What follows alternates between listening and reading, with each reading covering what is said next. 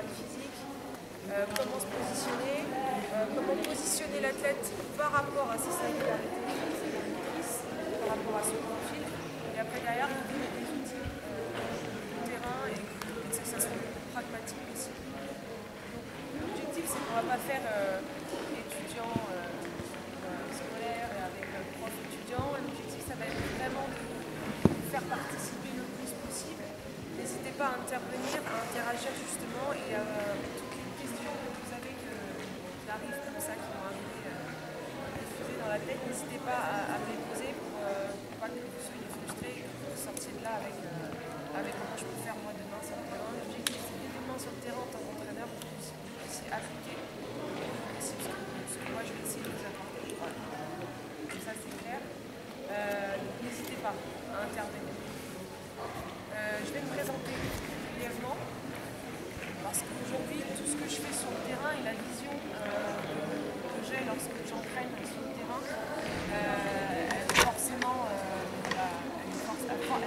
été influencée par toutes les disciplines avec lesquelles j'ai travaillé.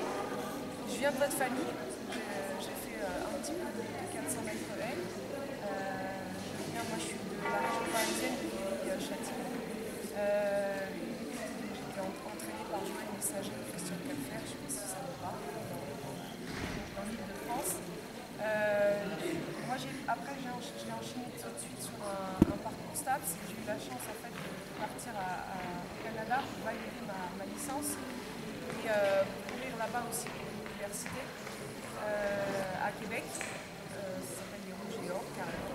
Et c'est vrai que quand je suis arrivée là-bas, moi j'avais déjà entamé une formation fédérale ici avec l'athlétisme en France et j'ai eu une vision complètement pas opposée, mais je me suis rendu compte que le Canada avait quand même bien 10 ans d'avance sur la manière dont on m'entraînait. Je ne suis pas là pour critiquer le système fédéral, mais c'est vrai que dans le monde de l'entraînement de haut niveau, c'est vrai qu'il y avait quand même beaucoup d'avance.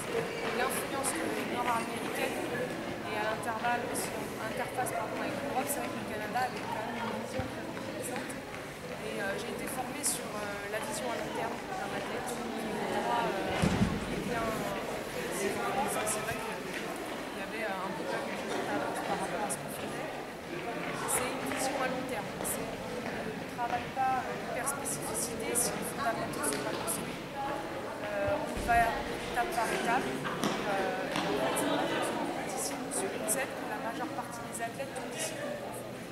Les athlètes qu'on retrouve sont hyper spécialisés, sont très très forts dans leur spécificité, sauf qu'il y a la longévité de la carrière du sportif, elle est très vite rattrapée soit par la blessure, parce qu'effectivement les fondamentaux n'ont pas été construits et on se retrouve avec la majeure partie des athlètes qui rentrent sur une scène qui sont très vite sur le centre de l'utilisation, justement parce qu'ils ne sont pas équipés pour faire du haut, ils ne sont pas équipés physiquement à supporter les charges d'entraînement qui sont dès lors qu'ils vont rentrer sur le terrain, qu'il faut forcément quotidien. Voilà. On se retrouve avec un vrai paradoxe. On a des athlètes qui peuvent être très très très bons. Je prends l'exemple du foot, on a des filles qui sont monstrueuses avec le ballon, mais qui malheureusement n'arrivent pas à se retrouver à une barrière dès lors qu'on leur demande d'exigences techniques parce que forcément elles n'ont pas acquis tout le fondamental. L'entraîneur se retrouve à une barrière, voilà, c'est et il y a la blessure qui malheureusement arrive très très vite. C'est la première cause en fait du travail ici sur le thème, c'est de mettre en place toute une culture préventive, ce qu'on appelle la prophylaxie, auprès des sportifs, tout sport. C'est vraiment, je pense, mon passage au Canada qui va vraiment forger et former là-dessus. Votre gouverne, c'est hyper intéressant. Ils ont construit des développements adaptés des athlètes, ils s'appellent les DLTA, pour chaque discipline. Et vous tapez DLTA athlétisme et vous avez par tranche d'âge. C'est intéressant de travailler les 6-8 ans, 10 ans, jusqu'à ce qu'un athlète, jusqu'à la majorité de 10 ans dans le club. Mais malheureusement, en activité physique, il y a presque 2 ans de travail. Et c'est vrai que tout le monde a tendance à entraîner des cadets, des seniors, en pensant que les seniors, par exemple, ont acquis un certain bagage physique. Sauf que malheureusement, des fois, il y en a qui sont passés à la trappe, soit parce qu'ils ont commencé l'athlétisme plus tard, soit parce qu'ils sont passés par d'autres activités physiques. Donc forcément, les fondamentaux ne sont pas acquis de la même manière, ne sont pas aussi ancrés qu'on le penserait en tant qu'entraîneur. Et la première cause aussi de blessure qu'on retrouve ici sur l'INSEP, c'est qu'on se retrouve avec des athlètes, qui sont absolument pas équipés. Et ce manque d'individualisation, on a tendance à entraîner, on a tous eu dans le club des gamins qui font 1m80 déjà à 10 ans et puis juste 1m60, et pourquoi on les entraîne de la même manière. L'importance entre bien différencier l'âge chronologique et l'âge de développement qui peut être sur le plan physique, qui peut être sur le plan mental, qui peut être sur le plan technique et aussi tactique. Donc ça c'est hyper important pour l'entraînement. La première base pour moi de formation, c'est d'aller vraiment affiner et en tout cas se sensibiliser à ce que nous fait le Canada sur le DLTA. Je vous invite à aller voir sur nos disciplines. Ils l'ont développé sur la récupération également et sur le plan psychique, ce qui est aussi intéressant. Mon détour au Canada m'a aussi bien forgé là-dessus, sur l'entraînement des points forts. La manière dont je travaille, je mets toujours les points forts de l'athlète en avant. C'est vrai qu'on a eu en tout cas une culture de se dire tiens là il n'est pas bon là-dessus, là il n'est pas bon là-dessus. On fait toujours le bilan de la compète, ah t'as pas été bon là, t'as pas été bon là. Je pense que c'est pas dans cette manière-là qu'il faut aller les choses. Je pense qu'il faut identifier qui on a en face de nous, identifier les points forts et à partir de là, se dire qu'est-ce qui limite l'expression de ces points forts.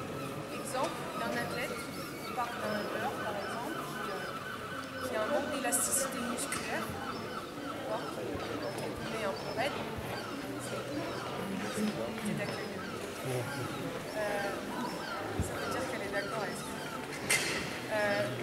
Un manque d'élasticité musculaire qui le limite peut-être sur le franchissement des haies, mais d'un côté son explosivité c'est ce qui fait sa force. Donc à un moment donné, en tant qu'entraîneur, qu'est-ce que je fais? Est-ce que je développe sa souplesse au risque de perdre ses qualités d'explosivité? Donc après c'est un entraîneur qui va se positionner. Moi je se positionne toujours en identifiant les avantages et les inconvénients. Ce qu'on se retrouve nous par exemple sur l'INSEP, c'est qu'on va de temps en temps se dire là il y a une problématique de mobilité du bassin, sauf que son point fort ça va être l'explosivité. Comment trouver les stratégies pour pouvoir garder, exprimer au maximum de ses qualités explosives en y injectant un travail d'élasticité musculaire. Donc après, c'est plus comme ça que je fais sur les groupes de travail, et pas sur il est raide, il faut travailler la souplesse. Ce qui arrive beaucoup chez beaucoup de sprinteurs, j'imagine que je suis raide, vous n'êtes pas souple. Après, la question à se poser, c'est jusqu'où ça peut poser problème dans votre activité, jusqu'où ça peut devenir traumatique, mais surtout, toujours avoir en ligne de mire, le point fort de la tête, il est là. Donc, comment je vais faire? C'est l'histoire du levier et de la poulie, sur quelle ficelle je vais tirer, sachant que dès que je tire sur une ficelle, ça va forcément influencer sur d'autres facteurs, sur d'autres qualités physiques de votre athlète. Et à partir de là, c'est de bien se positionner. Nous, comment on fonctionne, c'est toujours travailler sur les points forts. Voilà la philosophie du travail. Est-ce que déjà vous avez des choses qui vous interpellent là-dessus? Vous êtes plus ou moins en accord avec ce que en général, quand il y a des athlètes qui ne font pas travailler la souplesse, ça les arrange parce que alors je n'ai pas dit qu'il ne fallait pas trouver la souplesse, mais après il y a des stratégies où on peut travailler sur l'élasticité musculaire avec des stratégies d'étirement actif, des stratégies où on va travailler plus sur la mobilité, du renforcement par exemple à dominante excentrique, qui vont permettre justement d'aller chercher de l'élasticité pour pouvoir conserver les qualités explosives, les fibres de l'athlète. Après derrière on discutera. Quand je suis rentrée au Canada, moi j'ai intégré tout de suite l'INSEP, c'était en 2008, je travaille à l'INSEP depuis 2008 en tant que préparateur physique, j'ai travaillé 4 ans avec le tennis de table, ensuite j'ai parachuté sur la fédé d'escrime, j'ai travaillé 4 ans avec l'équipe DP, parce qu'il y a 3 armes en escrime. J'ai ensuite basculé sur le rugby à 7. sur le développement des habiletés physiques. Et un exemple aussi sur le rugby à 7, où l'entraîneur actuellement en place m'a demandé d'intervenir sur le développement de la vitesse sur les athlètes. Je suis arrivée, il s'appelle Jérôme Daré, j'ai dit par contre j'ai un problème Jérôme, c'est que des mecs qui fassent courir vite, sauf qu'ils ne sont pas équipés pour courir vite. Au niveau de la ceinture abdominale, il y a zéro, donc zéro transmission des forces. Au niveau des pieds, il n'y a rien, des pieds morts. Et derrière, pas d'élasticité musculaire. Au niveau des ischios, voilà, ça pas du tout prêt, en tout cas à supporter un travail de vitesse. Et donc du coup l'objectif c'est, je dis, écoute, moi je n'ai pas de temps de rêve, je ne vais pas te faire vite. Parce que des athlètes que j'avais fait d'athlètes, pour les faire progresser vite, c'est très facile. Donc j'aurais pu en 3 mois basculer les chronos. Par contre l'objectif c'est, je me dis, écoute, moi mon objectif ça va être plus à long terme. Je pense qu'il faut équiper tes gars, il faut les construire physiquement, pouvoir après derrière y mettre en tout cas tout un travail orienté sur la vivacité et sur la vitesse, mais aujourd'hui ils ne sont pas prêts. Et donc en fait on a mis tout en place un travail juste physique, individualisé à chacun des athlètes pour qu'après derrière on puisse travailler. Mais voilà, la démarche elle est toujours celle-ci. Et c'est, en tant qu'entraîneur on doit tous se positionner, se questionner sur est-ce qu'on athlète est équipé pour faire ça. Si à un moment donné vous cherchez à évoluer sur de la technique, essayez aussi de vous questionner pourquoi c'est. Là il manque de fixation là-dessus, là ça manque de transmission de force, et c'est toujours ce raisonnement qu'il faut avoir et pas se concentrer sur la compète qui va arriver dans 3 semaines. Vous voulez absolument de la perte. Moi je pense qu'il faut avoir une vision un peu plus à préserver aussi l'intégrité physique de votre athlète. Vous essayez de perdiez le moins de coups possible aussi, le moins de coups possible. Donc après le rugby à 7 et en parallèle depuis 2016 moi je travaille sur le centre de réathlétisation. Je suis vraiment missionnée sur de la prévention des blessures sur toutes les disciplines olympiques qui sont présentes sur l'INSEP, donc toute pathologie forcément, pathologie confondue aussi. Pour en revenir sur l'athlète, elle est transversale à toutes les disciplines. On teste tous les nouveaux entrants sur l'INSEP pour savoir déjà s'ils sont équipés pour faire du vélo. Et ensuite, avec les entraîneurs, on les repasse sur des tests sur l'individualisation, l'identification des schémas moteurs, l'identification des singularités, pour après derrière accompagner les entraîneurs à utiliser leurs axes d'intervention. Tous les athlètes, athlétisme, 80% des athlètes que nous avons profilés ont déjà des problématiques de fond dentaire, des problématiques de placement du transverse. Et tout ce qui est sport, les perches, solliciter et lancer, solliciter aussi la ceinture scapulaire. Il y a un déséquilibre fixateur, rotateur interne externe et abaisseur. Il suffit juste de regarder tous les athlètes, ça passe pas. Je pense que t'entends mal. Derrière. Il y a des modes pieds. Ça marche. Ça marche. Ça va aller. Tu vas t'entendre dans toute la salle, mais c'est pas grave. C'est pour le micro. C'est pour le micro. Non, c'est parce que là, en fait, on t'entend mal. Si derrière, vous entendez tout à l'heure, je vous parle et.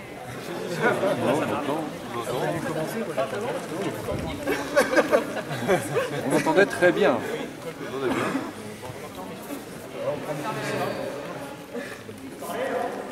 Là, vous entendez ou pas? Derrière, tu parles. C'était mieux tout à l'heure. Si on entend derrière, je sais pas si Ah, si. on entend moins bien en fait. On entend moins bien en fait. Ah oui. C'est mieux sur le micro. Eric, tu peux monter encore un peu, s'il te plaît? Non, mais pas besoin. Ah oui. Il entend aussi dans la salle de réunion? Non, c'est moins bien. Effectivement, ça fait. Voilà, on va essayer de faire passer.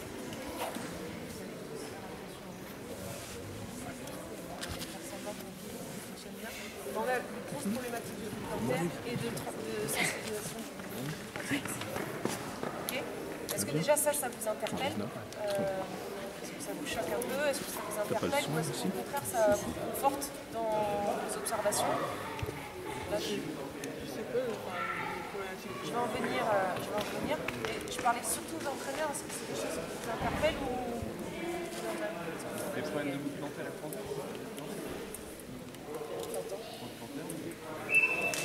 Donc, ce qu'on va faire, c'est qu'au niveau de l'intervention, je vais commencer sur ce sur quoi je suis psychorigide, c'est le transverse, et après derrière sur ma deuxième psychorigidité qui est le pied. Et l'objectif, c'est que je vais vous apporter des exercices, je vais essayer de vous apporter pas mal de choses pour que vous puissiez dès demain transférer ça. N'hésitez pas par contre, si vous avez des problématiques qui vous sont propres, n'hésitez pas à interagir. Je puisse après derrière vous apporter des exercices qui vous correspondent. Ok? Le transverse. Est-ce que vous êtes capable de me dire ce que c'est déjà? Le problème il est là, en fait. Le problème il est là, c'est qu'il n'y en a pas beaucoup qui savent exactement ce que c'est. On commence derrière, non? Et puis il y a les latéraux. Et alors, tout part de la ceinture abdominale. On parle beaucoup d'abdos, on parle de gainage, on fait du gainage aux athlètes, on fait faire du gainage, on s'en fait même peut-être chez soi si vous êtes des entraîneurs actifs. Mais le problème c'est qu'on n'a pas le fond. Et il faudra absolument, et là j'aurais réussi ma mission, c'est de vous faire comprendre que dès lors que vous mettez en place un exercice, ça doit émaner d'une démarche et d'une intention. À chaque exercice que vous allez faire, en tant qu'athlète, en tant qu'entraîneur, il doit y avoir une intention. En tant qu'entraîneur, une intention pour pouvoir, dans votre cycle de travail, mettre tout un travail. Et en tant qu'athlète, c'est je vais faire l'exercice en pensant à ça, en activant tel muscle, en activant telle chaîne musculaire, pour que derrière, il y ait un transfert sur votre activité. On parle souvent de travail physique et comment on fait pour qu'il y ait un transfert sur spécifique. Alors il y en a qui ont trouvé des stratégies de... Je prends l'exemple des tennisman où on fait faire un travail physique et puis comme des couillons, on va prendre une raquette lestée et puis derrière on va faire du travail physique avec des raquettes lestées. Ok, très bien. Sauf que le transfert de l'activité, du travail physique sur la partie spécifique, elle va se faire juste en tant qu'athlète sur les intentions que vous allez y mettre. Pour moi, le transfert, il se fait là. On a eu des entretiens de l'INSEC il y a 5-6 ans sur comment transférer le travail physique sur le travail spécifique. En fait, c'est simple, hein, c'est de donner des intentions. Et ce qui manque aujourd'hui, je pense, c'est justement ces intentions-là qu'en tant qu'athlète, vous devez donner sur tout le travail que vous mettez en place. Dès lors qu'un entraîneur vous donne un exercice, l'entraîneur doit aussi vous expliquer pourquoi il le met en place et dans quel objectif il le met en place. Mais vous, en tant qu'athlète, vous devez absolument y mettre des intentions. Et c'est là que vous verrez que ça fait vraiment la différence. Et sur l'exercice, la rentabilité sera 3 fois plus importante aussi. Donc le transverse, c'est simple. Si j'avais eu un grand écran analogique, tactile, on aurait pu vous montrer. Mais l'idée, c'est que c'est un muscle. En fait, c'est des vertèbres de toute la colonne vertébrale. Sur la colonne vertébrale, on a ce qu'on appelle des pivots d'Urashi. Les Urashi, ce sont des vertèbres qui jouent le rôle des pivots pour pouvoir justement effectuer des rotations, effectuer des mouvements autour de la colonne vertébrale. On n'est pas un kiné ici. Je peux te dire des conneries. L'idée, c'est que le transverse se rattache au niveau de la colonne vertébrale. Et c'est toute une espèce de gaine, il faut imaginer une gaine qui vient ici se placer et qui vient se placer comme une ceinture. Il est présent sous les abdos. Vous voyez vos abdos là que vous cherchez à dessiner au max, quand je fais des crunchs. Les abdos, on va partir du principe que c'est pour la plage, parce qu'il faut faire les beaux gosses à la plage. Et pour être bon en athlétisme, on va dire que c'est le transverse qu'il faut travailler. D'accord ? Déjà dans les intentions en tant qu'entraîneur, c'est quand je mets en place un travail, on va faire un travail sur le transverse, plus qu'un travail d'abdos. Déjà l'intention elle est plus pertinente et elle donne plus de sens quand on est athlète. Et quand je fais du gainage, l'objectif c'est pas de venir contracter les abdos, parce que quand je viens contracter les abdos, qu'est-ce qui se passe? J'ai tendance à me rétracter un peu sur moi-même.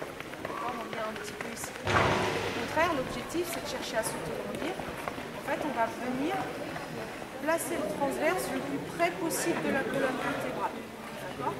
Ça va être ici, on va venir rentrer le ventre au maximum, ici, pour que ça se rapproche le plus possible de la colonne vertébrale. J'ai entendu, mais vite au sourire, je suis pas responsable de tout ce qui est lié avec tout ce qui est... Pardon?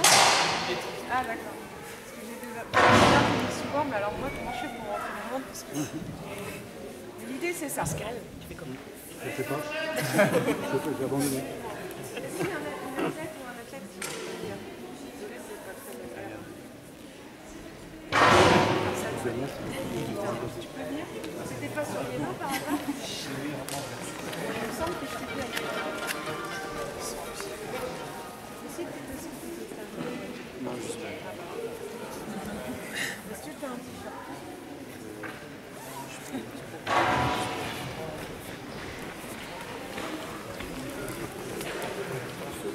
Donc on va partir sur des exercices de gainage. L'objectif, est-ce que tu peux me mettre le profil à la foule? Voilà. Donc là vous avez vu, il y a la colonne vertébrale. L'objectif ça va être de venir placer le transverse le plus près possible de la colonne vertébrale. Ok, voilà. Donc ça, quand je viens ici, ce qui se passe c'est que mon transverse, je viens le rendre tonique, je cherche à le tonifier. En justement cherchant à le rentrer. Comme l'image d'un pantalon, je vais placer la ceinture. Qu'est-ce qui va se passer si mon pantalon, je ne mets pas la ceinture, il va tomber. D'accord? Par contre, si je viens serrer la ceinture, qu'est-ce qui va se passer? Il va tenir. Partez du principe que le rôle du transverse, il va justement chercher à justement cet effet de gainage qu'on recherche tant depuis des années en tant qu'entraîneur. Il faut être bien, gaine-toi. Donc en fait, on a tendance à confondre le gainage avec la crispation un peu, la rétractation des abdos, plutôt que le placement du transverse. C'est-à-dire que lorsque je fais des gainage, est-ce que tu peux te mettre en planche et me montrer comment tu es fort au gainage? Voilà, pause. Ça va être, en tant qu'entraîneur, de donner tout de suite les directives de on ne va pas faire du gainage, on va travailler sur du ventre entré. Donc tu vas devenir te positionner en planche. Voilà, et là ça va être de venir rentrer le ventre au maximum pour venir protéger déjà la colonne vertébrale, d'accord, pour venir rapprocher le transverse le plus possible pour pouvoir justement serrer cette ceinture-là. On lâche. D'accord? Est-ce que du coup le transverse ça vous parle plus? Le transverse me permet aussi, quand je viens rentrer mon ventre, de venir ce qu'on appelle s'autograndir. D'accord? Vous pouvez le faire là, même si vous êtes assis. Regardez, rentrez le ventre. En fait, ce qui se passe, c'est qu'inconsciemment, hop, ça me grandit. D'accord? Qu'est-ce qu'on cherche en athlète? L'autograndissement. Hein? La majeure partie, c'est l'autograndissement. Ok? Quand je fais faire du gainage aussi à mes athlètes, j'ai une question. J'ai déjà ma réponse, parce que je vais quand même voir les entraîneurs travailler. Quelles consignes vous donnez à vos athlètes quand vous leur demandez de se placer en planche? Se placer en planche, est-ce que là vous êtes capable de me dire ce que vous puissiez donner comme consigne? Peut-être je vous guide sur le bassin. Je sais ce que vous dites alors. Pause, parce que tu vas fatiguer.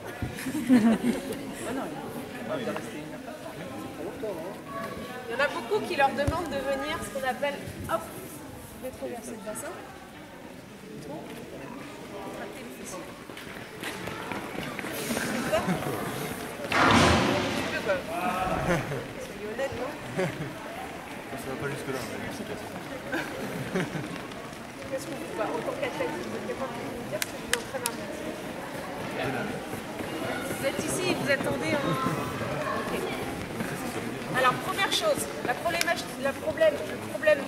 premier problème quand vous faites un travail de gainage, c'est ce qu'on appelle la colle détente. Ici, un deuxième piqué ici, il se passe là. lors de l'attente. Je la colle. Alors, je dis pas que vous avez des fesses hautes, mais c'est un peu... Il n'y a aucune intention de votre part dans ta tête, aucune intention qui est donnée sur de chercher à rentrer le ventre. D'accord? Donc, quand on fait faire du gainage de ces athlètes, je ne suis pas ici sur les épaules, sur les pieds, et j'attends ce qui se passe. L'objectif, c'est pas d'attendre que la limite passe, ou les 45 secondes. L'objectif, c'est chercher à rentrer le ventre au maximum. Pourquoi?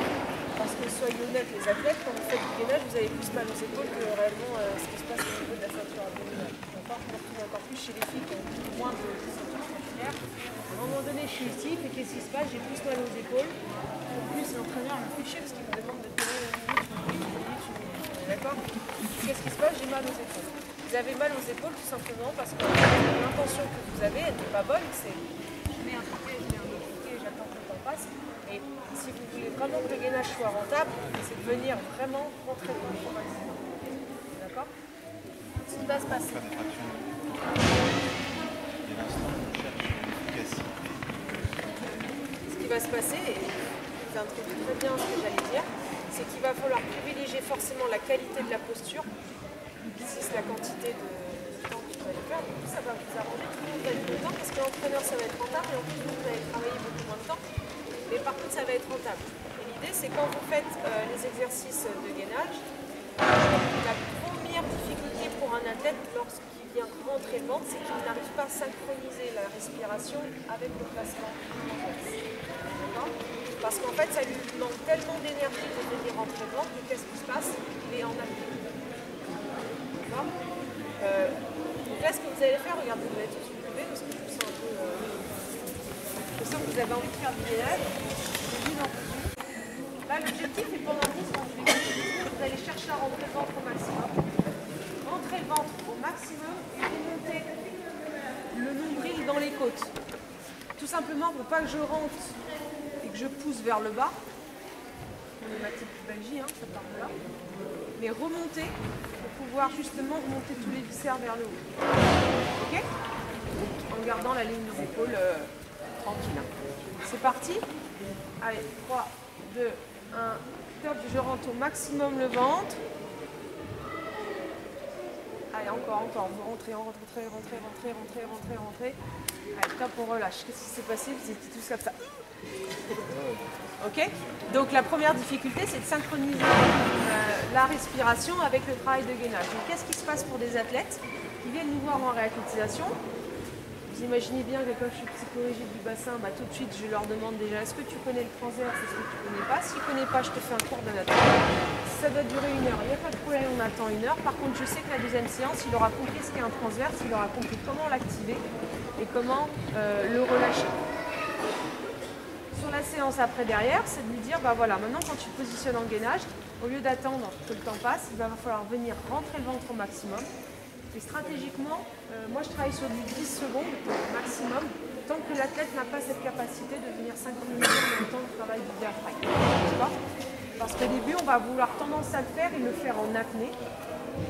Et progressivement, en fait, quand vous parlez du transverse, ce qui va se passer, c'est que l'athlète, ça va cogiter. Quand il va rentrer chez lui, il va dire tiens, j'ai rentré le ventre. Ah ouais. Même quand je prends le bus ou quand je suis en voiture, ah ouais, je commence à rentrer le ventre. Et en fait, progressivement, quand vous devenez un peu psychologique sur le ventre, en fait, il va commencer à y penser régulièrement.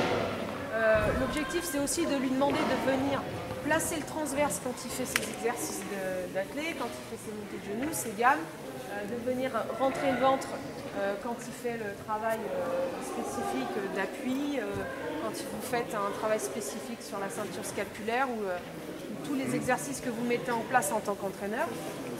Et qu'est-ce qui se passe quand j'ai rentré mon ventre? J'ai serré ma ceinture et moi je suis gainée. Donc quand vous faites vos exercices de gamme, qu'est-ce qui se passe? Forcément la transmission des forces entre les membres inférieurs et les membres supérieurs, la transmission elle va se faire.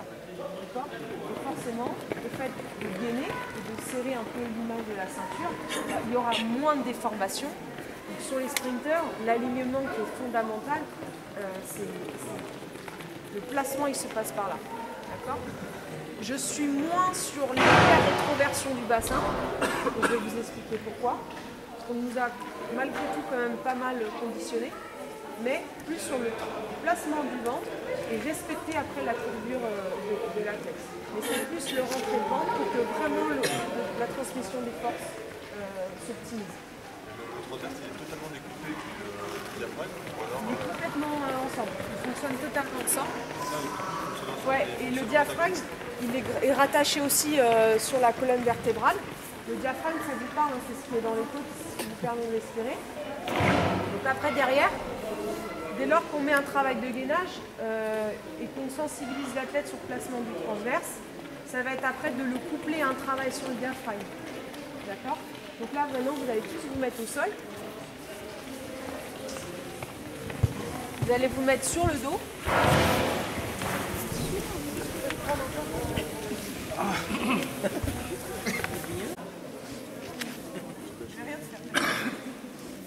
Après, ça va être de sensibiliser l'athlète. Donc voilà, déjà rentre ton ventre et remonte. Ok. Qu'est-ce qui va se passer quand il fait ça? Il a tendance à prendre après de l'air au thoracique, vous avez vu, la poitrine, et après derrière relever un petit peu les épaules.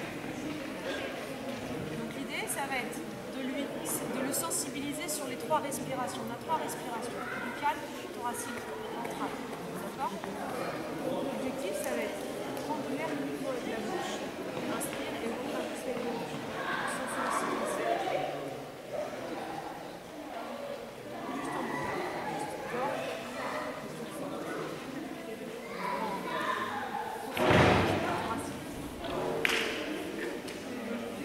Maintenant, tu vas venir, ce qu'on va faire, on va passer tout de suite sur la ventrale. Quand tu vas venir prendre de l'air, tu vas venir gonfler le ventre. C'est logique, hein? Je remplis, je gonfle le ventre, je vide, je sors, j'expulse, j'expulse. Donc tu vas prendre de l'air, gonfler le ventre au maximum. Ok. Maintenant, tu expires.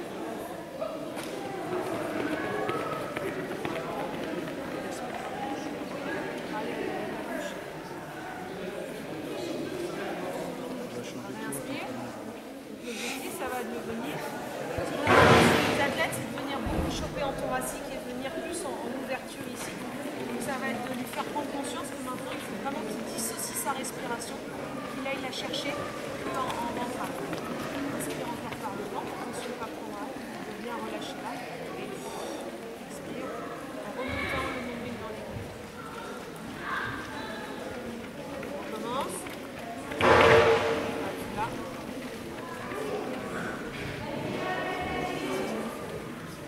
Et relâche. Donc l'idée, c'est vraiment de sensibiliser là-dessus.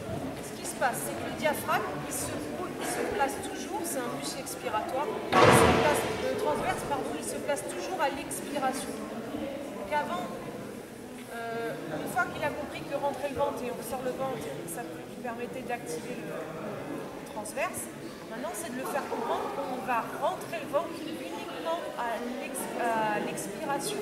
D'accord? Parce que c'est un muscle expiratoire. Tout simplement. Pourquoi? Parce que rentre ton ventre. Là, il a encore de l'air dans le ventre. Donc, ce qui fait qu'on n'a pas gagné le maximum d'amplitude qu'on pourrait gagner. On lâche. Maintenant, tu vas venir expulser tout l'air qu'on a dans le ventre et rentrer le ventre. Expulse tout l'air. Sors.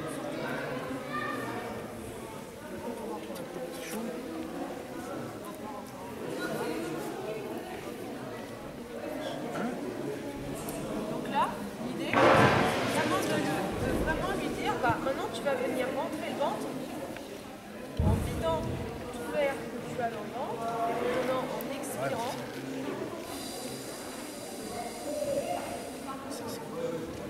Si ça libère les épaules. Et après derrière, je me place en tête.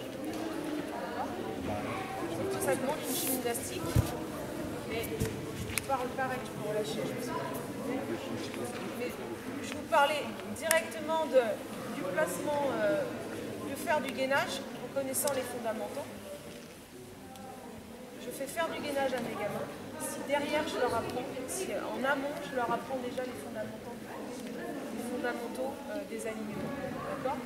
Et dès lors que vous mettez en place d'abdominaux, il faut toujours leur dire, bah voilà, tu viens rentrer le ventre tu le rentres à l'expiration. Et à partir de là, on peut commencer le travail. Et après, derrière, le gainage qui soit à l'horizontale ou verticale, quand je suis ici, bah, c'est la même chose. C'est-à-dire que là, je viens expirer, rentrer le ventre, et après, derrière, je fais ce que je veux. Je peux travailler n'importe comment. Après, derrière, je vais venir ici. D'accord ? Et la deuxième étape, une fois que j'ai appris ça, ça va être d'être capable de le faire et moi de continuer à vous parler. Donc vous imaginez bien que quand je parle, bah forcément j'ai besoin d'air et je respire. D'accord ? Donc il va y avoir ce qu'on fait ici quand on fait des gestes très explosifs qui peut arriver en apnée. Quand vous faites de la muscu, quand on est sur de la force max, vous imaginez bien qu'on va chercher de la force explosive. On est vraiment en apnée. Par contre, je vais en amont, quand je fais des grosses barres et que je soulève et j'ai une rep à faire, je fais ça. Après, derrière, je n'ai pas besoin de synchroniser forcément la respiration. Par contre, quand j'ai un éton que j'ai 10 reps à faire, bah forcément, il va falloir que je prenne de l'oxygène parce que faire 10 reps en apnée, vraiment très fort. Donc, l'idée, ça va être d'être capable d'expirer, rentrer le ventre. Une fois que le ventre il est rentré, après, derrière, le diaphragme il va se libérer par habitude,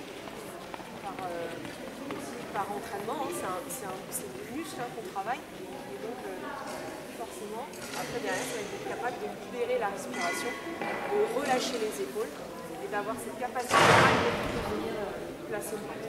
D'accord ? Donc ça, c'est hyper important quand vous faites faire du gainage.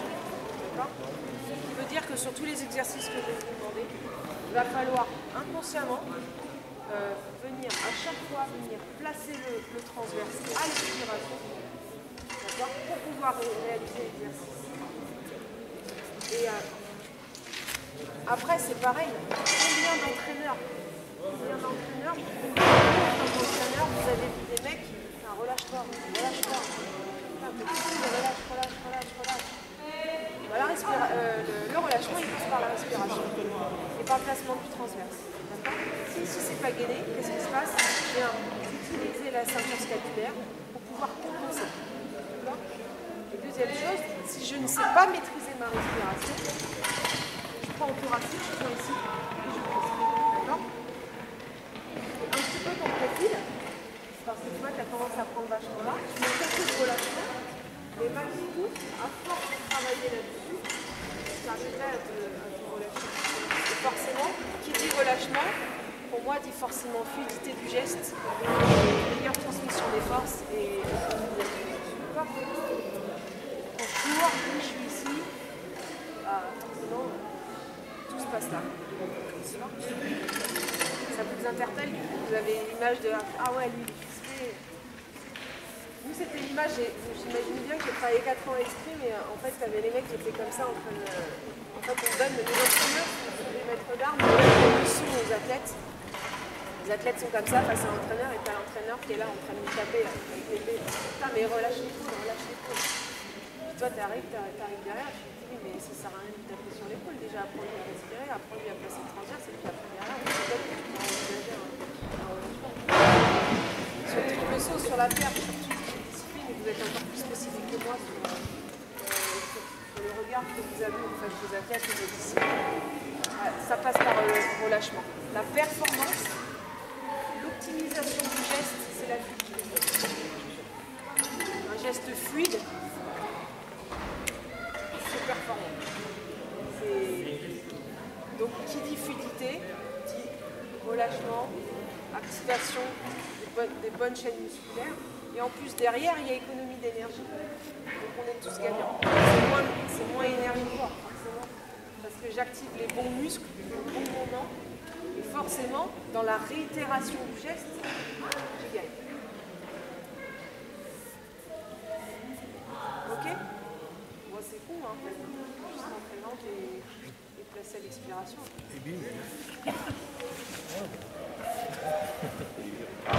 Parce que déjà dès demain, sur le gainage, vous allez pouvoir optimiser un peu le travail là-dessus. Et il y a les entraîneurs. Dans la manière dont vous allez amener, il y a aussi la pédagogie que vous allez amener. Et c'est vrai que dès lors que vous allez faire du gainage ou des abdos, c'est expire. Donc le ventre, réalise l'exercice qu'on demande de réaliser, Mais en tant qu'entraîneur, c'est vrai que du coup, moi j'ai changé clairement mon discours. Je me suis rendu compte que quand je disais on fait du gainage, on fait des abdos, on restait sur la culture d'avant où je me positionne comme avant. Maintenant, c'est on fait un travail de ventre rentré. Voilà. Et donc, on travaille plus sur les 45 secondes, pardon.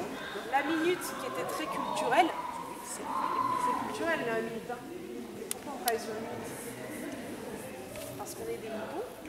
Et culturellement, on a l'habitude de faire, et puis on a tendance aussi à faire un peu ce qu'on nous a appris quand on était athlète. Quoi. Mais la minute, il y a très peu d'athlètes qui sont capables de tenir 1 minute de gainage en rentrant le ventre, en déliant la respiration. Ou alors, il y a compensation tout de suite. Et qui dit compensation, pour moi je pense qu'on sort après de l'objectif. Pour vous dire, je travaille sur du 10 secondes, sur du 10 x 10. 15 x 10, 20 x 10, je peux aller après par contre jusqu'à ce qu'il y ait après fatigue musculaire du diaphragme et du transverse. Mais progressivement j'augmente. Et puis si les 10 secondes il ne les tient pas, moi je travaille sur 5, puis sur 6, sur 8. Après derrière, on peut augmenter sur du 15, sur du 20. Quand on travaille sur 30 secondes minutes, on a vraiment atteint un niveau de sensibilisation et d'activation déjà important. C'est important de travail, et puis on est tous gagnants en tant qu'entraîneur et puis en tant qu'athlète parce que c'est pas facile. Par contre, vous allez voir que quand vous faites des secondes en santé, je peux vous dire que quand vous en faites 10 x 10, vous allez plus sentir les épaules. Vous allez vraiment sentir la zone où je cherche à travailler. Donc en tant qu'entraîneur, on a aussi comment on amène l'exo et la pédagogie et l'intention qu'on veut donner pour que l'athlète ait des intentions. Comment valider?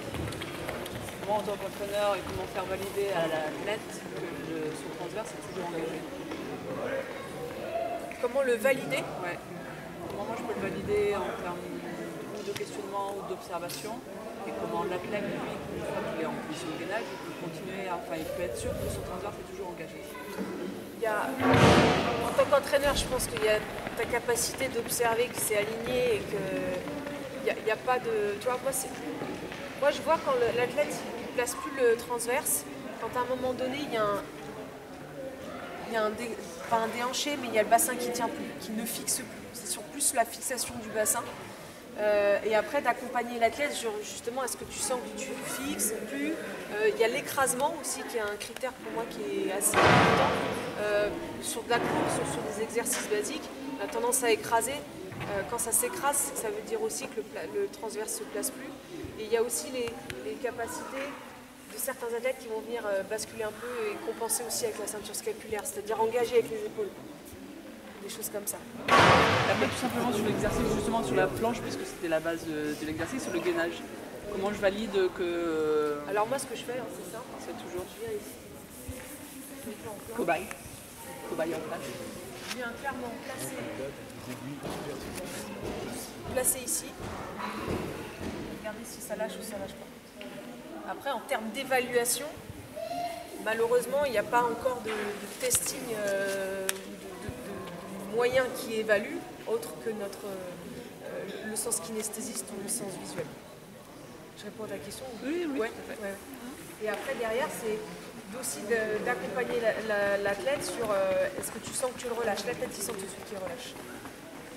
Et sur les exercices d'abdos, c'est simple, on lui demande de mettre... Il y en a qui sont kinesthésistes, de venir ici et de placer carrément. Donc sur un exercice d'abdos basique comme ça, ce qu'on appelle ça s'appelle le dead bug, ça veut dire la mouche morte en anglais. Et de venir ici. Là, on a lâché par exemple.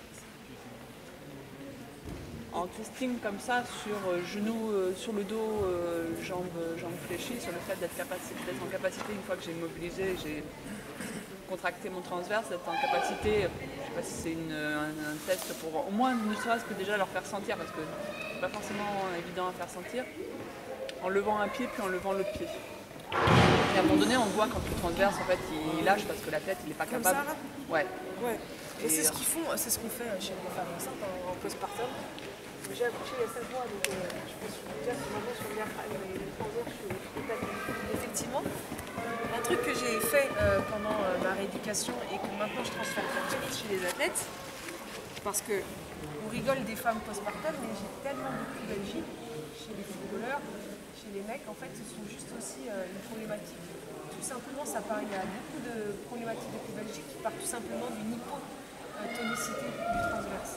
Et donc, qui viennent pousser les viscères vers le bas. Et donc, forcément, sur le plancher pelvien, ça met des tensions, et après, derrière, ça crée des inflammations.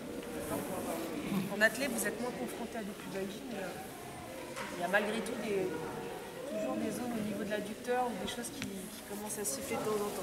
Et donc effectivement, il y a venir placer, venir faire ces exercices-là. Il y a de ça, et de venir même jambe tendue. Ça, c'est difficile. Voilà. Mais après, c'est en moyen d'évaluation, à part le kinesthésiste et le visuel et la perception de l'athlète lui-même, mais ça se sent très vite, hein. L'athlète il va se sentir très vite. Est-ce qu'au niveau femmes et hommes, on peut faire la même chose Total. Et au contraire, les hommes ont 3 fois, enfin pour moi, c'est encore plus difficile de faire prendre conscience à des hommes quand on parle de plancher pelvien. Je pense que c'est une femme, mais le périnée, c'est pareil. Mais c'est hyper important et malheureusement, le seul moyen de faire prendre conscience à des athlètes, c'est quand ils sont blessés, quand ils ont pathie adducteur, quand ils ont des problématiques à l'insertion de tous les muscles qui se rattachent au bassin. J'ai un Jean-Pierre,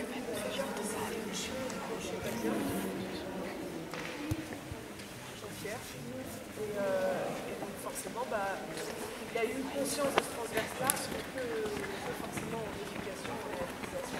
Ça ne soit pas pris en connaissance de cause que lorsqu'on se blesse, l'objectif c'est de faire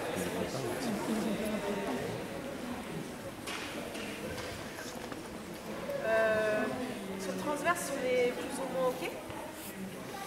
Je vous ai parlé après derrière un dernier truc sur le ménage. Important, on respecte les attitudes lordotiques, les attitudes verticales, en tout cas de lordotique aussi de l'athlète. C'est-à-dire qu'on a eu d'entraîneurs qui sont dans cette culture-là, de venir ici et de rétroverser le bassin. Quand je vous ai questionné, vous n'étiez pas forcément concerné. Mais quand vous avez des mecs et en sprint, c'est aussi le cas. On a beaucoup de profils type africain. Quand je dis type africain, parce qu'il y a des types africains et des types caucasiens. D'accord ? Que ce ne soit pas perçu. Mais moi, je suis type caucasien. Je n'ai pas une courbure lordotique qui est hyper importante. Par contre, moi, j'ai énormément d'athlètes, sprinteurs, qui sont vraiment avec une attitude lordotique très prononcée. D'accord ? Combien d'athlètes on leur a dit de venir rétroverser le bassin? Ça, c'est la vie des athlètes. Imaginez, on a organisé, c'est un peu de gymnastique là. On m'a dit que ça n'allait pas juste pratiquer, mais confortable. Est-ce que t'es confortable? Confortable? Ouais, bon, maintenant vous allez venir vraiment sortir les fesses. Allez. Allez, encore. Sortez là. Ok. Imaginez qu'en position de gainage, quelqu'un qui est hyper lordosé, on lui demande de venir hyper rétroversé. C'est exactement la même chose que si à moi, on me demande de venir sortir les fesses comme ça pendant une heure. Qu'est-ce qui se passe? J'ai mal. L4, L5. Ok? C'est la même chose. Donc arrêtons de demander à des mecs qui ont une attitude lordose de venir rétroverser, parce que la douleur que vous avez sentie, elle est la même.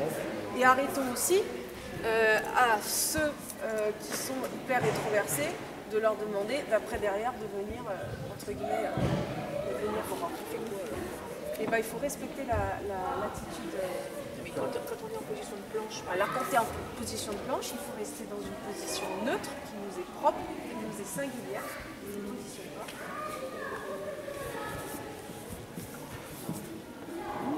Voilà. Voilà, bien rentrer ton ventre au maximum.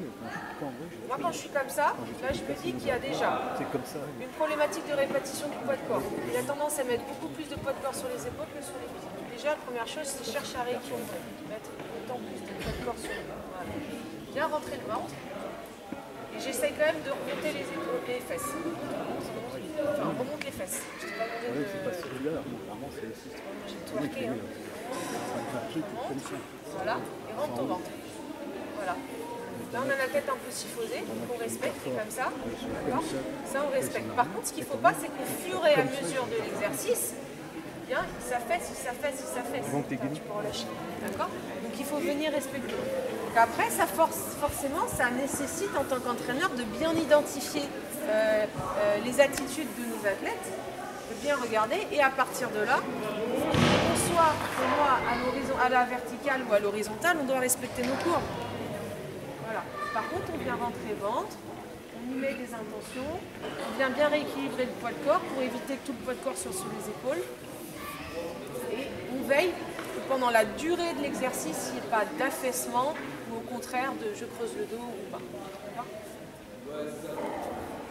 Ok ? Quand on parle de 10 x 10 sur ces exercices-là, la récup, on la place comment? On est en 10, 15, 10, 30? Bah justement, 10 secondes de travail, 10 secondes de pause. Je trouve que 10 secondes de pause, ça suffit. Après, derrière, c'est toute une question de fatigabilité du transverse et du diaphragme parce qu'on est sur deux muscles, donc ils se fatiguent aussi. Comme un biceps ou un quadri, ça se fatigue. Donc après, moi, dès qu'il y a dégradation du geste, j'arrête. Sur les premières séances. Par contre, de temps en temps, il faut aussi traiter le mal par le mal et progressivement de venir augmenter soit le temps de travail, soit réduire le temps de récup pour augmenter la difficulté et de sensibiliser l'athlète sur là tu vas tenir 5 secondes de plus, tu relâches et puis progressivement on grappille un petit peu comme ça. Mais il faut, en tant qu'entraîneur, c'est dès qu'il y a dégradation du geste pour moi, après derrière il va y avoir des compensations et on n'est plus dans la qualité du travail.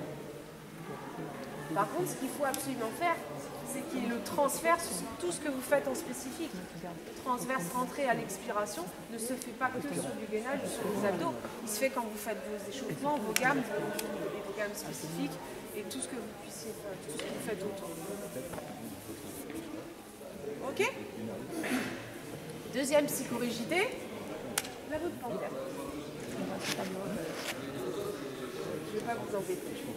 Je vais prendre mon cas concret. J'ai senti qu'il n'y avait pas une volonté de... Regardez, la voûte plantaire, c'est quoi? C'est tout ce qu'il y a dessous le pied.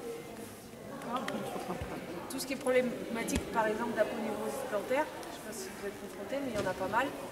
Donc c'est tout ce qui est au niveau de l'aponévrose. On a l'arche du pied. On est né avec une arche qui est plus ou moins propre. On a ceux qui ont tendance à avoir des pieds creux, des pieds plats, entre guillemets plus ou moins neutres. Donc en fait, ce qui se passe, c'est que par l'activité, à force de courir, vous imaginez le nombre d'appuis que vous faites par semaine, encore plus chez les demi-fondeurs. En fait, on a tendance à voir que les athlètes ont le pied qui viennent s'affaisser. Donc on a même tendance de temps en temps à croire qu'il y a des athlètes qui ont les pieds plats alors que normalement ils ne l'ont pas. D'accord ? Mais c'est juste une problématique d'arche qui vient s'affaisser et qui amène, regardez, progressivement hop, le pied vers l'intérieur. D'accord ? Donc l'arche du pied qui vient s'affaisser. Ok ? Même ça, alors, je vous avoue que les tapis, vous n'êtes pas parce qu'ils viennent vraiment enfoncer le pied. Et l'idée, c'est que quand vous êtes sur un sol un peu plus dur, vous allez très très vite, de venir voir, moi regardez, ici là j'ai le pied plat. J'ai le pied plat et j'ai le pied qui vient s'affaisser. D'accord ? Et qu'est-ce qui se passe ? Quand en plus, je rentre pas mon ventre, donc j'ai de temps en temps le bassin qui part légèrement en rotation, que j'ai la voûte plantaire qui vient s'affaisser. Je ne sais pas si vous voyez, qu'est-ce qui se passe au niveau de mon genou ? Ben, il part en rotation interne. Ok ? Grosse problématique quand je fais des exercices. Ok ? Et c'est très très très fréquent chez les filles.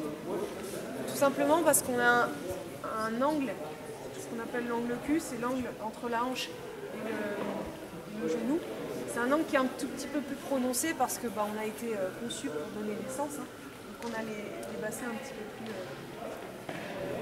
plus ouverts, donc forcément l'angle est plus prononcé en général chez les filles. C'est pour ça que les problématiques de ligaments internes, LLI, chez les footballeuses filles est très très fréquent et fait partie des premières pathologies chez les footballeuses parce que justement on a un angle un peu plus prononcé. Chez les garçons. Alors après, derrière, ça reste aussi des tendances et des profils. Tout le monde est concerné par ça. On a beaucoup d'athlètes en fait qui ont justement les genoux qui rentrent vers l'intérieur, sauf que la problématique elle vient du genou, la problématique elle vient du pied et du bassin. D'accord? Et ça, il suffit tout simplement de faire un squat sauté à vide avec des athlètes. Dès lors que vous avez les genoux qui rentrent vers l'intérieur, il y a, pour moi, déjà, ça peut partir entre guillemets ou ça peut partir aussi du pied. D'accord? Donc il y a plein d'exercices à faire sur le grip. D'accord? Mais là, je peux venir ici, hein, je ne vais pas pointer du doigt, mais il y a des bouts plantaires par ici qui sont bien affaissés. D'accord? Et regardez bien vos demi-fondeurs. Les demi-fondeurs, nous sont tous concernés. D'accord?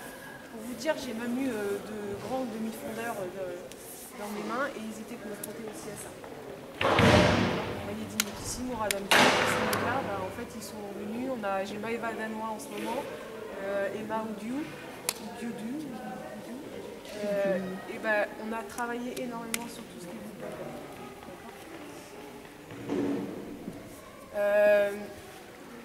Et forcément, du coup, tout ce qui est autour du genou, Osgood-Schletter, toutes les problématiques qu'on peut avoir sur les genoux, toutes les problématiques de périostite sur lesquelles aussi on est confronté. Qu'est-ce qui se passe? C'est des problématiques qui sont dues à une inflammation, de surutilisation. Osgood-Schletter, forcément, il y a la problématique de croissance. Dès lors que je veux faire des exercices et que j'ai mon genou qui ne va pas être stable, parce que mon pied n'est pas stable, au niveau du bassin, c'est pas stable, au niveau des fixateurs du bassin, ça ne va pas être stable, forcément, le genou, il va prendre cher. Il va prendre cher. D'accord? Je peux vous parler des Osgood parce que s'il y a bien quelqu'un qui en a eu, c'est moi. Et d'ailleurs, ils sont encore visibles parce que ça s'est bien calcifié. Et si j'avais su ça avant, peut-être que j'aurais travaillé les pieds plus tôt. D'accord? Mais voilà, ça c'est des choses. Pareil pour les périostites. J'imagine que vous êtes confronté à beaucoup d'athlètes qui commencent à avoir des problématiques de périostite. Qu'est-ce qui se passe au niveau de la périostite? C'est une inflammation ici.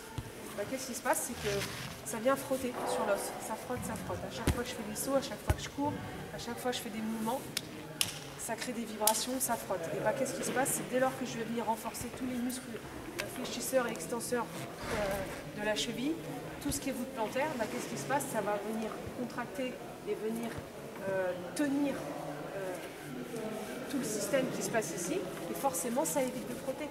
Parce qu'ici c'est beaucoup plus tenu. Donc il est hyper important, encore plus sur l'athlète, de faire tout ce petit travail-là. Voilà là-dessus. Moi, ce que je vous propose maintenant, c'est d'aller partir sur des cas concrets et des exercices, en portant toujours votre attention sur votre plantaire et le placement du transverse qui se place à l'expiration. Ça vous va? On va partir sur la proprio du bassin. Okay, on parle de proprio de cheville, on parle de proprio de genou, et on ne parle pas de proprio de bassin. Okay. En athlète, tout part du bassin, pas du pied, si je ne me trompe pas. Après, il y a un peu les épaules qui viennent ici, mais j'ai voulu centrer un peu l'attention sur le bassin et sur les pieds. Tout simplement parce qu'au niveau de tous les profilages que j'ai faits, et puis en plus j'ai pu les réactualiser puisque je suis partie au stage de Liévin il y a peut-être 1 mois, 3 semaines. En fait, on a conclu que sur toutes les disciplines sur lesquelles j'étais confrontée, on avait des problématiques de voûte plantaire à 85% et une haute activation du bassin. Et surtout des bassins qui ne sont pas fixés. D'accord? Les bassins qui ne sont pas fixés, forcément, on perd en alignement, on perd en transmission des forces. Et en fait, on s'est rendu compte que c'était les muscles fixateurs, les muscles rotateurs du bassin qui ne jouaient pas leur rôle. D'accord? Dans notre corps, on a des muscles qui sont là pour jouer un rôle. C'est anatomique, c'est comme ça, c'est plus ou moins bien constitué. On a des muscles fixateurs qui sont là pour fixer. On a des muscles rotateurs qui sont là pour effectuer des rotations. Et en fait, on s'est rendu compte qu'on avait beaucoup d'athlètes qui étaient hyper spécifiques, qui étaient très bons dans la spécificité, mais qui étaient beaucoup plus sur les chaînes superficielles que réellement sur l'activation des chaînes profondes. Et donc du coup, par exemple, les rotateurs des fessiers, le carré fémoral, le piriforme, ceux qui sont sous le fessier. On s'est rendu compte que sur les athlètes qui ont à l'I20, en fait, ils ne jouaient plus leur rôle de fixation du genou, par exemple. Que ce soit dans cet axe-là ou que ce soit dans l'axe latéral. Et donc, il est hyper important de venir retravailler là-dessus. D'accord ? Donc, on va partir sur le bassin. Après, derrière, je vous amène des exercices sur le pied. Je vais vous montrer tous les exercices. Et après, derrière, l'idée, c'est que les athlètes, vous puissiez tester dessus. Les entraîneurs, si vous voulez aussi, il n'y a aucun problème. Et après, derrière, on essaie de tourner sur les exercices. Ok ? Allez, c'est parti sur le bassin. Alors, quand je dis athlète, c'est aussi que de vous. En fait, on s'est rendu compte qu'il y avait le fessier qui est par-dessus, qui vient complètement écraser les muscles qui sont dessous. Turateur, carré fémoral et piriforme, qui sont dessous le fessier. D'accord ? Sauf que c'est toujours les muscles les plus près possibles des articulations en fait, qui sont les plus importants et qu'on a tendance à forcément oublier.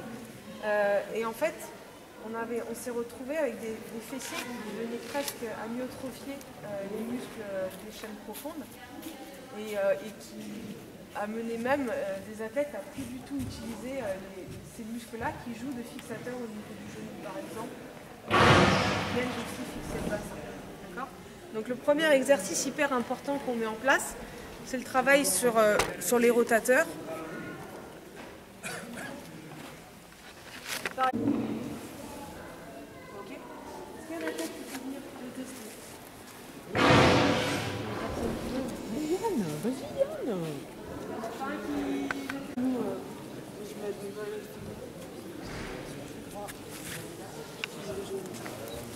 Ici. Alors, ouais, ta jambe, faut pas qu'elle tombe bête. Moi, je la mettrai là. Ok. Tu mets le pied ici. Ok. Donc, quand on a un athlète qui est comme ça, l'objectif, ça va être toujours mon transverse qui va venir rentrer. Ça, c'est la base à l'expiration. Tu n'as pas expiré. Et de venir ici et tourner autour de l'axe du genou. Donc, maintenant, tu vas venir tourner autour de l'axe du genou et venir ici. Ok. Qu'est-ce qui se passe pour un athlète? C'est qu'il va avoir tendance à venir effectuer une rotation avec le bassin. D'accord? Donc on va le sensibiliser à la dissociation segmentaire. D'accord? Et venir effectuer ici. Tu sens le travail? Tu as compris où c'était? Ouais. Donc ça, sur les rotateurs, c'est hyper important. D'accord? Donc il peut se faire de cette manière-là. Ok, on relâche, merci. Je veux dire que toutes les routines d'échauffement, on a mis en place des routines d'échauffement avec ces exercices-là. D'accord? Donc c'est de venir ici, par exemple. Vous veillez à ce que l'axe des chevilles et des genoux et l'axe des hanches soient alignés. D'accord? Et qu'on ne se retrouve pas avec les genoux là-dessus. D'accord? Donc ça, maintenant, ça c'est assez démocratisé, c'est assez culturel. Mais toujours, c'est les intentions. C'est que les mecs, quand ils font les exercices, ils ont tendance à faire ça. D'accord? Donc là, je viens, hop, en fait, il y a un manque de dissociation, donc je viens compenser un peu avec les épaules, de venir ici. Il y en a qui viennent aussi vers l'avant. Et ça nécessite, malgré tout, de venir, hop, placer le ventre, de dissocier le haut et bas du corps et travailler ici. D'accord? Vous ne travaillerez uniquement les fessiers que si et seulement si le poids de corps est sur les talons. Si vous êtes sur l'avant, qu'est-ce qui se passe? Ça va être la chaîne antérieure qui va choper. Ok? D'accord? Donc l'objectif, c'est vraiment mettre le poids de corps sur les talons. Comme cet exercice, tu l'as déjà fait? Ouais. Et donc maintenant, regarde, tu vas faire des petits squats latéraux. Admettons que tu ailles jusqu'à cette ligne-là. Est-ce que tu peux te mettre face à la fin? Ouais, face à... Ah oui, comme ça. Ah oui. Allez, descends. Jusque là. Vas-y. Typique. C'est pour ça que je t'ai choisi. Non, continue. Il est sur les quadrilles. Il a le poids de corps qui est sur l'avant des pieds. Et donc forcément, si vous cherchez vous, alors après si vous voulez travailler devant, il n'y a pas de problème. Par contre, si l'intention c'est de travailler les fixateurs, ben, il va falloir lui demander de venir vraiment le poids de corps sur les talons. Et de faire des tout petits pas. C'était un peu vers l'avant. Et en fait, il venait compenser avec la ligne des épaules. Donc il faut vraiment chercher le poids de corps sur les talons et venir ici. Pour ceux qui sont en difficulté au début, je leur demande même de le faire presque sur les talons en décollant les pieds. Tu le tiens que sur les talons et tu vas voir que les fessiers vont travailler 3 fois plus dur. Petit, pas mettre de rythme.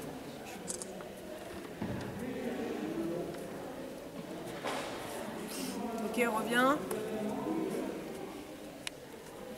Pareil, après derrière, si je vois une ouverture, par exemple sur le pied droit, comme il est en train de faire, bah, on va demander de revenir réaxer le pied droit dans l'axe du bassin. Ok. Merci. Et de venir tout doucement, sur un tempo lent. Ok. Pour venir vraiment travailler là-dessus. Ok. De venir ici. Pour vous dire, cet exercice-là, ça fait partie des tests. Il y a avec élastique ou sans élastique. Et en fait, dans la routine d'échauffement, ils font systématiquement l'overhead squat avec l'élastique. Et à partir de là, ça me permet aussi d'avoir des informations sur l'état du jour de l'athlète et de voir un petit peu s'il y a ça vient fixé et tout. Enfin voilà, s'il est en forme aujourd'hui ou pas, parce qu'il y a des synchronisations, il y a des pertes de rythme, des choses comme ça. Mais ça peut être un moyen très intéressant et de venir ici et de bien regarder. L'objectif, l'objectif sur le test, c'est pas de le faire le mieux possible, c'est de le faire avec le plus d'harmonie possible et avec son propre déséquilibre en soi. C'est-à-dire qu'on a chacun entre nous, et c'est pour ça que vous avez une formation cet après-midi, sur les profils. On a chacun sur le plan moteur un moyen de s'organiser. D'accord ? Et l'objectif, c'est pas de chercher l'équilibre à tout prix, c'est d'identifier qui on a en face de nous. Exemple j'accompagne Tennessee C qui vient du triple saut en ce moment depuis le début de l'année. Elle a une jambe plus grande que l'autre. Bah forcément, qu'est-ce qui se passe? Il y a le bassin qui est un petit peu décalé. En fait, ça part de ce type-là. Les deux hauteurs de genoux qui ne sont pas à la même hauteur. On n'aura jamais le mec que vous avez en anatomie qui est tout droit, voilà, il faut respecter l'équilibre, c'est ce qu'on appelle les déséquilibres harmonieux de l'athlète. Et c'est son propre équilibre. En fait, depuis des années, on s'est équilibré comme ça. Pour moi, il faut respecter ça. Par contre, à partir de là, c'est bien identifier qui j'ai en face de moi, suite à une batterie test. Et après, derrière, je peux mettre en place tout un travail qui lui est singulier et qui me correspond. D'accord, de venir ici. Donc vous avez vraiment l'overhead squat qui peut être intéressant. D'accord. Est-ce qu'il y en a un qui peut nous faire l'exercice du coup maintenant? Un peu petit pour toi, mais là on voit qu'il se déporte un peu sur le côté gauche. Après derrière la question à se poser, bon bah ça mériterait de porter de l'attention et de regarder si c'est dû à la discipline qui a amené ça. Est-ce que morphologiquement c'est une conséquence singulière de sa morphologie? Et après, c'est le dilemme de l'entraîneur. Hein. Est-ce que c'est induit par l'activité? Est-ce que c'est génétique? Et le deuxième dilemme, c'est sur quoi j'agis et enfin, voilà, sur quelle petite ficelle je vais tirer. Vas-y, refais-le. Donc là, pour lui, le bâton est trop petit, forcément, parce que ça lui manque de mobilité là-dessus. Il mériterait d'avoir un bâton un peu plus grand pour aller chercher plus de... Descends tout doucement. Voilà, de bien poser le poids de corps sur les talons si mon intention est de travailler sur les fessiers. Encore, continue. Donc là, vous avez vu clairement, hein, encore plus marqué sur le côté gauche, la voûte plantaire qui vient s'affaisser ici, d'accord, qui vient légèrement s'affaisser. Vous avez même vu, de temps en temps, il est passé ce qu'on appelle en inversion, les deux appuis qui sont venus ici. Donc la question, c'est pourquoi il l'a fait, comment on l'a fait. Ah bon, écoute. Vous avez vu? Alors après, ça peut être aussi dû à un manque de mobilité. Hein. Allez, on voit mieux. Dépendre de la technique. Et la seule réponse que je peux avoir, c'est de vous dire, on est parti d'un geste idéal technique en athlète sur lequel on nous forme, il faut faire ici, on est sur de la biomécanique pure et dure, et on a tendance à oublier le profil de l'athlète. Et forcément, on fait une analyse anthropométrique, c'est tout simple. Déjà, quand j'ai deux hurleurs, deux lanceurs, etc., on a deux profils différents, que ce soit la taille, les segments, l'anthropométrie. Donc on va mesurer de l'épaule au niveau du pouce, de regarder le bras de levier. On peut faire la même chose sur les jambes. d'identifier, pour moi, il y a une analyse anthropométrique à faire et de se dire, ok, bah, quand j'ai eu TNS6C et qu'on a eu des problématiques de blessure, j'ai dit, bah, il y a un problème de bassin, ça part du bassin. Forcément, elle a une jambe plus grande que l'autre. Ils se sont rendus compte qu'elle avait une jambe plus grande que l'autre après 15 ans d'athlétisme. Et bah, en ayant une vision anthropométrique, déjà, on peut prendre conscience qu'elle aura le bassin un petit peu décalé et donc d'accepter que sur le triple saut, sur ces mouvements, bah, il y aura une légère bascule du bassin. Parce qu'on ne pourra jamais agir dessus, c'est mécanique et voilà. Par contre, l'objectif du séminaire et aujourd'hui, c'est vrai que je suis partie très vite sur les exercices, mais c'est sur la capacité en tant qu'entraîneur à ne pas partir juste d'une technique, d'une biomécanique, d'un geste parfait, de partir d'un individu. Et la réponse, pour moi, c'est l'athlète qui va vous le donner. Et, enfin, après, c'est comme tout. Hein, pourquoi Eschenbach, il a révolutionné à un moment donné le travail en athlète. On disait qu'il fallait travailler sur la fréquence. Après, derrière, on nous dit bah, il faut travailler sur de l'amplitude. Et puis, en fait, on se rend compte que deux profils peuvent aller presque, pas aussi vite, mais peuvent aller très vite en travaillant différemment. Et pour moi, le meilleur exemple chez vous, c'est Fosbury. C'est qu'à un moment donné, il a dit, c'était presque, je m'en fous de comment vous sautez en hauteur. Moi, je vais sauter comme ça, parce que c'est ma manière et je le ressens comme ça. Et qu'est-ce qui s'est passé? Il invente une technique. Et moi, je pars du principe que pour chaque athlète, il y aura sa propre technique. Et c'est pareil sur du squat, c'est pareil sur des développés couchés, sur tous les exercices que vous avez, en fonction des signatures de vos athlètes, motrices et des signatures anthropométriques, biomécaniques, et on peut aller sur tous les champs. En fonction du profil de l'athlète, on va construire, pour moi, il faut construire une technique autour de lui. Moi j'ai une question. Et forcément, c'est perturbant. On fait des mobilités de hanches autour des haies. Pour dire attention, vous êtes équipé ou pas équipé pour faire du haut niveau, déjà. Et je pense que déjà, à cette échelle-là, équipé pour faire la discipline. Bassin qui n'est pas fixé, transverse qui n'est pas activé, voûte plantaire qui viennent s'affaisser, diaphragme qui n'est pas du tout pris en considération, les fixateurs qui ne fixent pas. Et déjà, c'est les muscles qui sont censés fixer ne jouent pas le rôle de fixateur. Les muscles qui font des rotations ne jouent pas leur rôle de rotation au niveau du genou, au niveau des épaules. Et pour moi, c'est de venir, pareil sur la mobilité, un manque de mobilité sur l'épaule, un manque de mobilité sur le bassin. Et il y a un minimum requis pour déjà pour pouvoir exprimer son potentiel sur la discipline.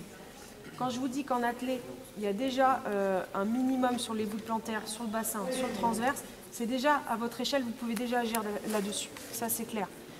La tonicité, mais aussi la mobilité. Il y a aussi les deux. L'un ne marche pas sans l'autre. On a tendance à beaucoup renforcer, puis à en éliminer la mobilité. Vous imaginez bien que sur le javelot, ou sur d'autres disciplines, ou sur les haies, pour le coup, la mobilité. La jambe tendue. On a beaucoup de personnes qui ont tendance à venir fléchir. D'accord ? Proprio, si votre intention est de travailler sur la cheville, je travaille jambes tendues. D'accord ? Et quand je fais faire aussi de la proprio, comme j'ai toujours une intention sur la voûte plantaire, demandez à vos athlètes de venir de venir gripper l'orteil. D'accord ? Tout simplement, parce que là, regardez, grippez vous-même l'orteil, jambes tendues. Qu'est-ce qui se passe au niveau de la voûte plantaire ? Donc, on arrête de rester comme des idiots, comme ça, attendre un temps qui passe. Ok, le genou qui se déverrouille, et puis le pied qui est un peu inactif. Ok, là, on vient placer le transverse, gripper l'orteil, la jambe tendue, et là, je suis en proprio de cheville. Ok, donc pareil, avec 2-3 points en instabilité. Tous les muscles qui s'insèrent au bassin. En athlète, je pense qu'il y a beaucoup de disciplines, enfin beaucoup de spécificités où le bassin est hyper important. Donc là, je vais venir pareil, placer le transverse et venir me placer sur un genou. Ok ? Tout ça, c'est un peu du core training, hein, c'est du travail sur la ceinture abdominale. Et je viens me placer ici. Donc il va falloir vraiment chercher à rentrer le ventre, chercher à s'auto-grandir et venir se placer ici. Ce qu'on a tendance à faire sur beaucoup d'athlètes, c'est qu'ils ont tendance à venir un peu ici. Ok ?